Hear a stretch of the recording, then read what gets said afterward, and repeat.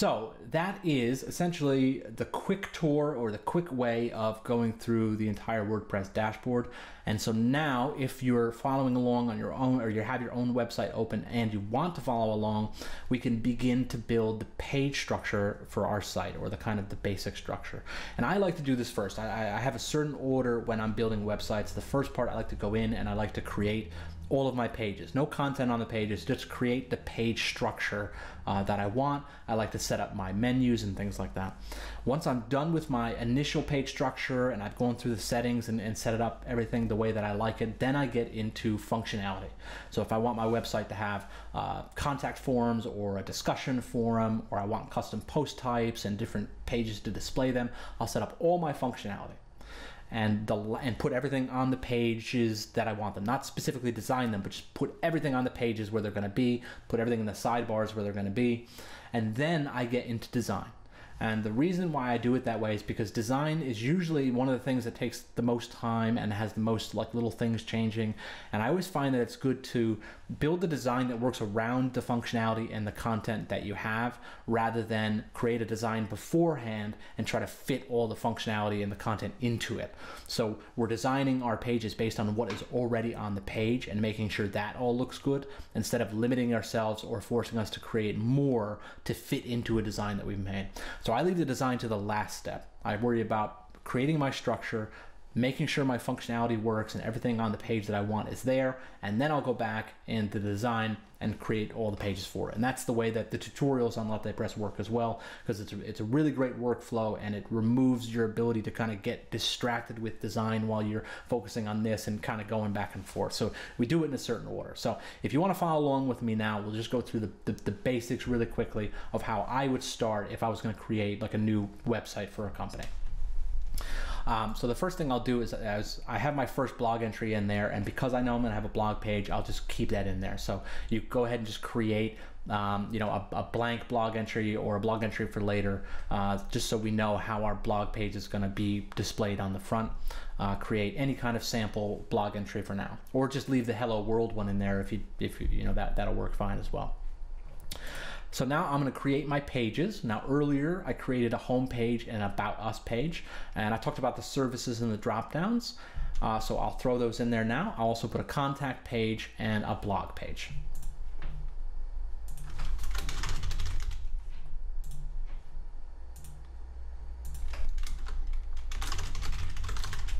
So these are my individual services pages, right? So for my company, it'd be web development, web design, etc. Yeah.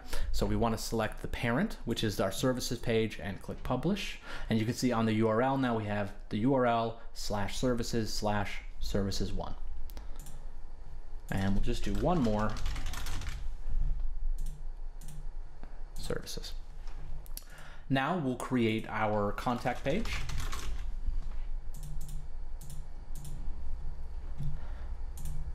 And finally, a blog page.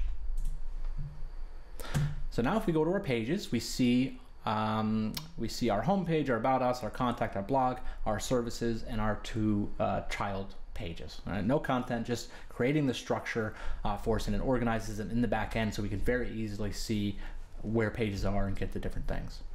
The next thing we want to do is we want to create a menu for our main pages. So I've already created a menu, but let's delete that and just create it over again. So we have our main menu, and I want that to be my top menu, and I'm going to add in my pages,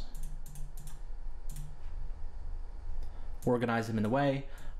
You can organize these in any way. Normally I like to leave contact at the end and have my blog be the second to last item. So normally like home, about, services, blog, contact. We're going to add in our two individual services pages and a little indent there, right? Because we want them to be a drop down of our services page. And then we're going to click save menu. So now we have our pages created and we have our menu created. And for me, on my sidebar, I always recommend get rid of the meta widget, because it's normally not going to be used on most websites unless you're going to have a lot of people kind of logging in and stuff like that. We really don't need that there. So just as an example, I'll just delete that. We'll get rid of it. Now it's gone. I also want my search bar at the top, and let's say recent posts, and then comments, and then categories, and then archives. So now if we go back to our site and we click on home, we can see now I have my home, my about, my blog, my services 1 and 2, and then contact us. And as I was talking before, I put that in the wrong place. So we save it, go back and reload. Now we have home, about us, services, blog, contact us. If we go to our blog page, we can see, so one final thing that we have to do is we have to go into settings and we have to go into reading. And this is what determines what is our home page and what is our blog page. So if you're creating specifically a blog with no other information, it's not a business website, it's just a blog, you may want the first page that users to see to be your blog page, to see your posts. And that's how it's set up by default. But if you're running a company website or some other kind of website, you're going to want a specialized home page to be on the home, and then a blog page, a page specifically for blog entries.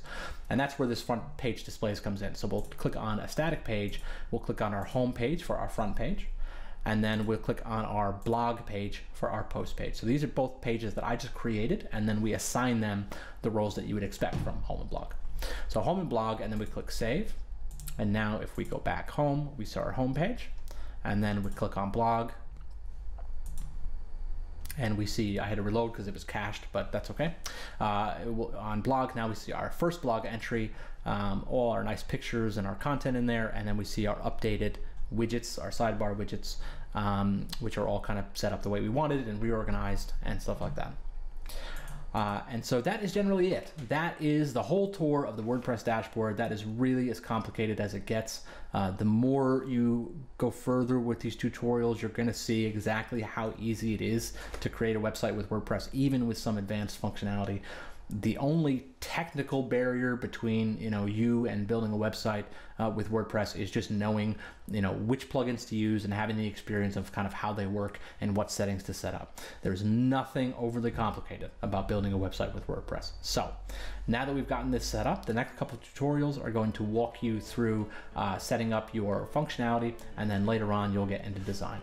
So if you have any questions or you run into any problems or any part of this tutorial you felt was a little bit too confusing, please do post in the support section of our forums, and somebody will try to get an answer to you as soon as possible.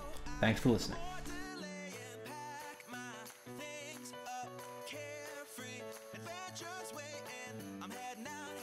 See the rest of